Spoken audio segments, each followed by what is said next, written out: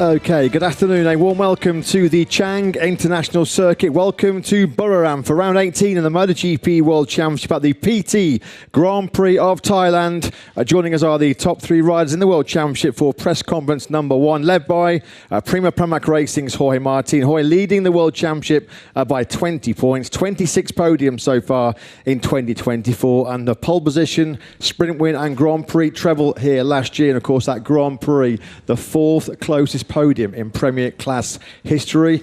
To Jorge's right, we welcome the reigning world champion, Ducati Lenovo team rider Pecco Bagnaia, second in the World Championship, winner of 14 races so far in 2024.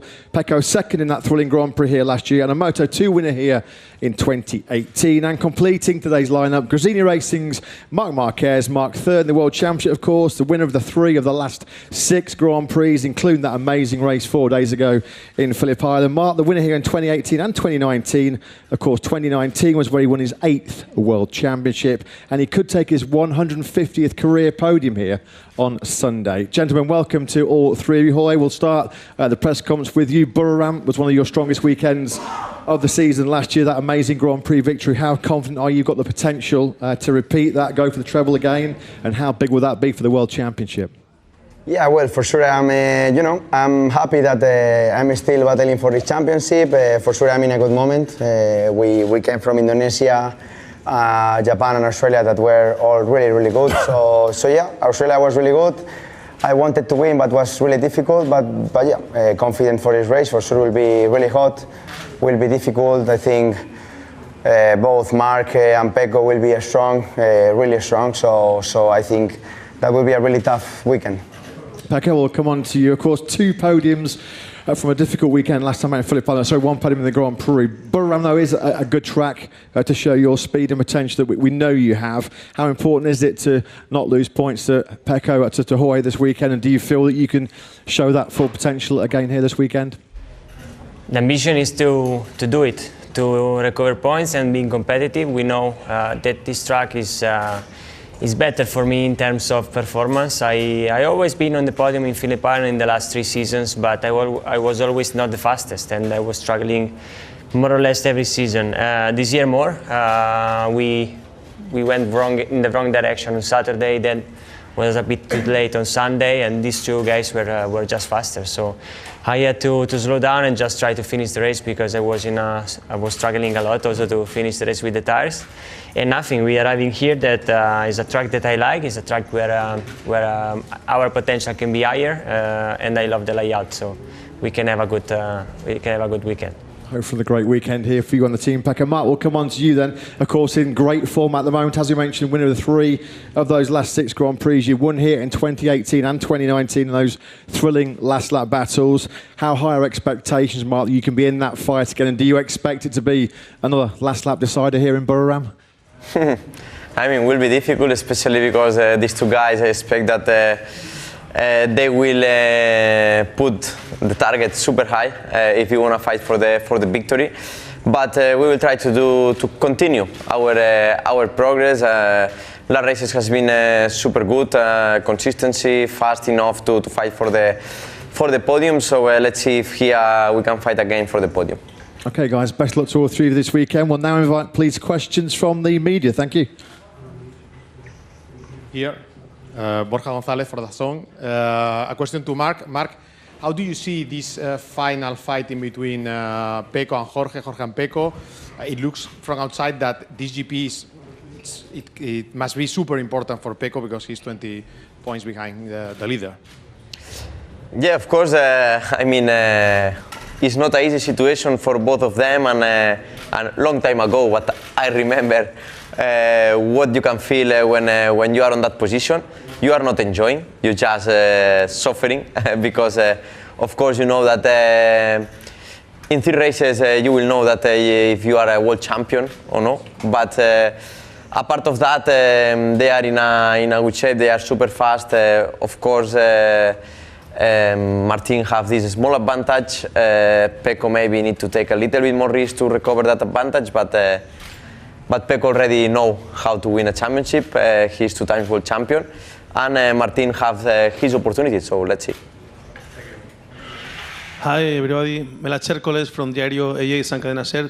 Two questions for Pecco.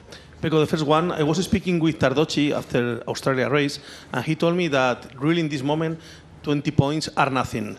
Are you agree with him? And the second one is a curiosity. Do you prefer the press conference like today with Marquez, Martinator, and you, or only face-to-face with Martinator, like boxing? It's different. 2 years ago, when you were arriving 3 races to go with 20 points, was more critical than right now. That every weekend you can take 9 points, 12 points more. So it's a bit different, and it's like we are seeing. It's easy to gain a lot, lose a lot. So 3 years ago was different, and right now 20 points in this moment are not that. It's not a huge gap, but in any case, are 20 points. So you have to gain, and if you want to win, you have to do something more. And for me, it's the same. Press conference with them both, or just us, or me alone. For me, it's the same. Simon Patterson from The Race. Question for the three of you. Last weekend we saw the big crash in the sprint race with the aerodynamics playing a role in it. I think all three of you have had near misses caused by a similar thing at different points in different corners. Is this something that the Safety Commission should be talking about? Is this a conversation that we need to be having about the role that aero plays in these really dangerous crashes? For me, we are, professional riders, so we know the risk we take. For me, the action is quite clear. Race Direction took their decision. If you are already overtaken by another rider, you need to be a bit more cautious, let's say, and brake a bit earlier. So I think, it happens also with me, with Mark. I overtake him and nothing happened. So I think we are, we know what to do in different situations and the risk we take. So I think was quite clear. I think there are some corners in the World Championship that are a bit more critical in terms of aerodynamics, but if we look what happened to Zarco and Mark in 2017, I don't remember well, was the same. So if you are braking the guys in front of you, if you are overtaking the guys in front of you in the straight and then you arrive to his line, so the guys behind is a bit more on the risk because gets sucked by the slipstream. So it's not easy to try to avoid this crash, but you try to avoid it, you try to manage the situation in the best way possible. If you feel that the rider is overtaking you, you try to manage it a bit, but some situation is quite difficult. It happened to me in Qatar last season when Dija overtook me and I arrived on the slipstream. He's back when we started to brake, and I get stuck the same. So it's not easy. So for sure, surely we will have to speak in the Safety Commission about it, but it's nothing you can change immediately. So the situation is what it is, and nothing. Yeah, I give my opinion about that after the race, but I did a mistake because I speak without checking well the image. And I say on that time that was a race incident, but for me it was not a race incident, it was a mistake of Bezzecchi, because already on the middle of the straight, Viñales was in front. So it's like when Jorge Martin overtook me, on the middle of the straight was already in a parallel, before to arrive on the break point, so then you need to anticipate. It's true that on the past I had a similar moment with Zarco, but it's true that on that moment I overtook him in the break point and it was a big group, but the race direction took the decision. It's true that you can say aerodynamic, but I believe that action without aerodynamic finished in the same way. Hi guys, Adam Wheeler for the Paddock Pass podcast over here. A question for Pecco and Jorge. What's your opinion on this event and this circuit having the first Grand Prix in 2025? Well, for me, I mean, I don't know. I will see, because I know Ducati is quite strong here, and next year I won't be with a Ducati. But at the end of the day, it's one more race. So having it at the beginning of the end is the same. luckily we have a test, and I like this track, so for me it's okay. I don't know about the weather here in those periods, like in March or February, but yeah, for me it's the same. For me, it will not change that much, honestly. The only thing is different is that starting the championship in Qatar was super good. I loved to start there, and it will be different. But the only difference will be that looks that we went here just 3 days before. So like this season in Qatar, we raced in October or was in November. And then we went here again from the start of the season. It looks very strange to have these races in a short period, but will be the same for me. Matteo Aglio from La Stampa in GP1. I have a question for all three of you. It's almost certain that Iannone will replace Di Giannantonio in Sepang. What do you think about the comeback of Andrea in MotoGP after 5 years? Well, for me, I mean, it's good to see him back on a MotoGP. I think after, what he went through, then he went to Superbike, he won a race, so he's, demonstrating that he's still on a good level. Also, I remember in the World Ducati Week, he was 1 second faster than me, so maybe he's still fast, and I think, let's see if he's able to ride, but I think it's a good opportunity for him to say the people that he's still strong. I think I hope to see Bulega on this bike, because I think when you have a possibility to try a MotoGP bike, you have to take it. And I think Iannone will enjoy a lot with us. Surely Malaysia is not an easy track to be riding. We saw last season Bautista what he did, but I think he will enjoy. You already know what is a MotoGP bike, and he will take it as a fun moment. As they say, and for me it will be nice to see Iannone there, because I had a nice fight.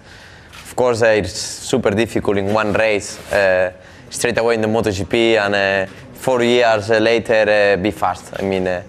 Maybe he's a Superman, Iannone, and can do it, but because he has a very good talent. But yeah, will be nice, and I think the approach is like a present. It's like a moment. Here, Alexis Hontan for the French news agency. A question for Pecco. To be number 2 at the World Championship, does it change something for you in the way you prepare for the course and for the race? Do you feel more pressure? I feel like the same, like always. It's the 4th season in a row that I'm fighting for the championship. It's true that in 21 I lost it in three races to go, and in the last 2 seasons I was always or behind or in front. But for me the strategy is always the same. So preparing well the weekend, the pressure is the same. Being the leader or the hunters is the risk that change a bit. But I think I will do it in the same way like always. Hi again, me, Borja González Dazón. A question for Pecco. You were saying before Japan, when you were analyzing the tracks, that Phillip Island maybe suit better for Jorge, but this one it could be better for you. But I don't know which is the explanation, because if we see what happened last year, he won the sprint and the race, and you were not so fast. So I would like to understand, why do you feel that you can be stronger than him? Because honestly, Phillip Island was a track where Jorge was always fast. In 22 and 23, and last year he won here, being the smartest and not the fastest, because he was competitive from the start of the weekend. But I think that other riders were a bit faster. Me, I was stronger in the Sunday race, but I was a bit stuck, a bit behind. And then when I arrived to the group, to the leading group, I was a bit more on trouble. But I'm considering the tire, I'm considering the track, and I think he's. Switching. It's not that he will not be fast, but it's more that this track is a bit more on my side. Good afternoon. This is Thomas Kutru for Speedweek.com. A question to Mark, please. Mark, you basically said already that your targets for the season are almost overachieved with these successes, but we have still 8 competitions to go. What is the key priority for you for this end of the season phase? Of course, I mean, the main targets are done, but always you want to finish in a good way the season and try to be there on a constant way on that podium will be one of the targets. If I can win another race, why not? Let's see what we can do. But I know that where I can improve, where I need to work for next year. So if you start already now, will be a small help for next year. Yes, Manuel Pesino for Riding Sport Japan. Pecco, that's for you. Going back to Iannone's comeback, how much has the Ducati changed in the last 5 years? Do you know that he will find a very different bike than the one he used to ride? Yeah, because he stopped with Ducati in 2016, so the difference is huge. I never tried the 2016, but the first one I tried was the 2017, and was a mix of 2017-18 in 2019, and was completely different compared to the bike that we have right now. Our bike right now is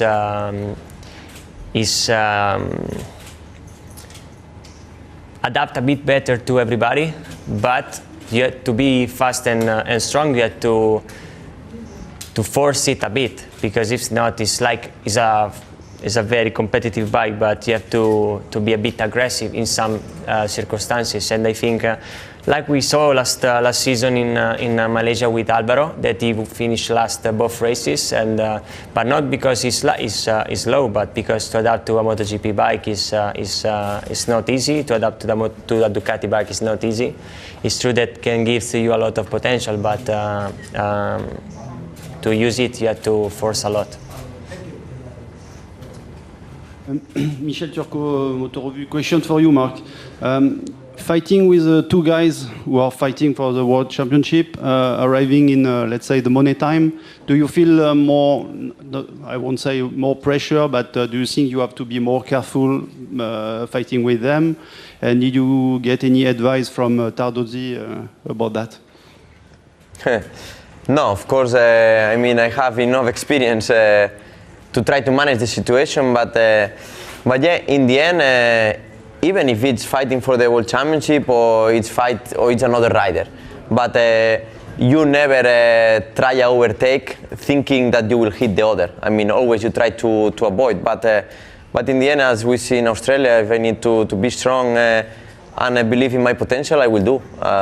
I'm fighting for that 3rd place of the championship. That is not the 1st place, but for me it's important. So yeah, I will try my best.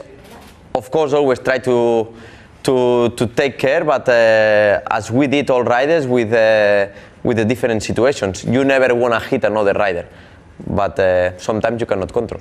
No, but I wasn't speaking about any collision, just about points matter, because you can in Australia you didn't get any points because you were first, but if you are in the middle, you can help. Even if you don't want, you can help one against another. So is it something you have in mind or not? Yeah, even on 2015, I didn't. I was not in the middle, and I take points theoretically to somebody. So you never know. You cannot control these things. I mean, I will do my 100%. Okay, are we just having a quick check to make sure the media are happy? Are we done here? Everybody's happy with the question? Okay, gentlemen, if we can just ask you to stand for the photo. Thank you very much.